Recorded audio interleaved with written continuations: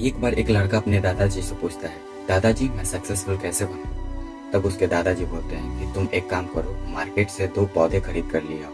तो वो लड़का 2 पौधे खरीद कर ले आता है। तब उसके दादाजी बोलते हैं कि एक पौधे को घर में लगा दो और दूसरे पौधे को कहीं बाहर रोड के किनारे लगा दो, और ये बताना कि इन दोनों पौधों में से कौन फलेगा फूलेगा। तो वो बच्चा कहता है कि ऑफ कोर्स ये घर में लगा हुआ पौधा, क्योंकि आप इसका ध्यान रखोगे, इसमें खाद डालोगे, इसमें पानी डालोगे। और जो बाहर लगा हुआ है उसको क्या पता किसी जानवर ने खा लिया या फिर किसी मौसम से खराब हो गया। तो दादाजी उसे कुछ नहीं बोले और वो लड़का बाहर चला गया पढ़ाई करने।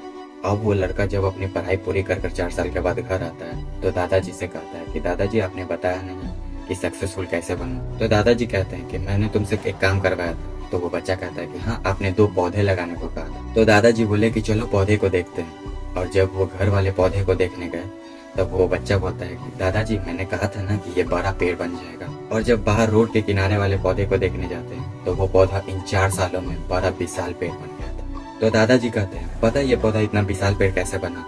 क्योंकि इसे फैलने की पूरी फ्रीडम थी। और जो घर में लगाया हुआ पौधा था वो इसलिए नहीं बड़ा हो पाया क्योंकि वो जब भी बड़ा होता था तो उनकी टहनियों को काट दिया जाता था। और बेटा तुम्हें सक्सेसफुल बनना है तो इस कंफर्ट जोन से बाहर निकलना पड़ेगा और इस दुनिया के मुश्किलों से तुम्हें लड़ना पड़ेगा, इस पेड़ की तरह।